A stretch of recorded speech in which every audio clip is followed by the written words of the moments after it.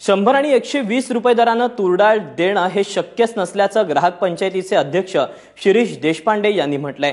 शिरीष देशपांडे यांच्याशी संवाद साधलाय ऋत्विक भालेकरनं।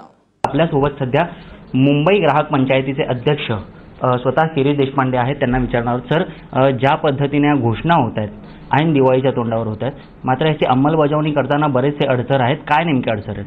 आता बघा, कालच राज्य शासनाने निर्णय घेतलाय की ही जप्त केलेली जी तुरडाळ होती ही 100 रुपयाहून कमी किमतीत ग्राहकांना उपलब्ध करून देण्यात येईल। किंबहुना तसा मुंबई ग्राहक पंचायतीचा सुरुवातीपासून आग्रह राहिला होता।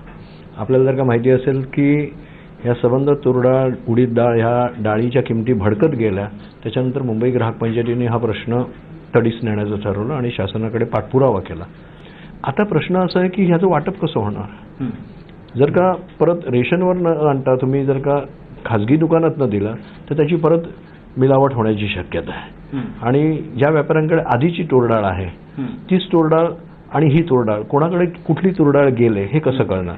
तर त्यामुळे शासनाला या बाबतीत फार मोठी खबरदारी घेऊन ही जी मर्यादित तुरडाळ आहे जी स्वस्तात तुम्ही देऊ इच्छिता तर ती कोणाला द्यायची याचे निकष ठरले पाहिजेत। हे परत जर का व्यापाऱ्यांच्या दुकानात जर का गेलं तर त्याच्यात आधीची तुरडाळ कुठली, स्वस्तात आलेली तुरडाळ कुठली, आणि मग ते म्हणतील की नाही आमच्याकडे स्वस्तात आलेलीच नाहीये।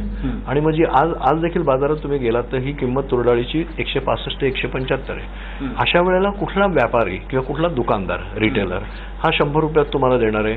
किंवा तो घेईल त्याच्यातनं स्वस्त घेणं म्हणून घेईल आणि परत उद्या त्याचा काळा बाजार होण्याची शक्यता नाकारता येणार नाही।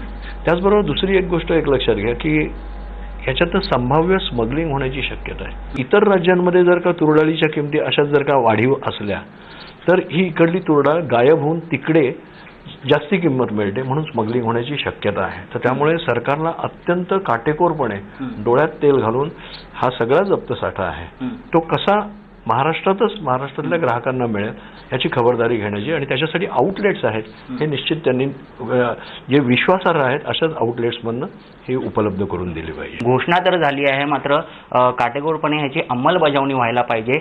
ह्या सगळ्या राजकारणात, ह्या श्रेयवादाच्या राजकारणात कुठेतरी जनतेलाही दिलासा मिळाला पाहिजे, खऱ्या अर्थाने फायदा व्हायला पाहिजे। हे जर लक्ष दिलं तर खऱ्या अर्थाने सर्वसामान्य जनतेची दिवाळी जी आहे ही सुखकर होईल। कॅमेरा पर्सन मनोज जयस्वाल सोबत ऋत्विक भालेकर, एबीपी माझा, मुंबई।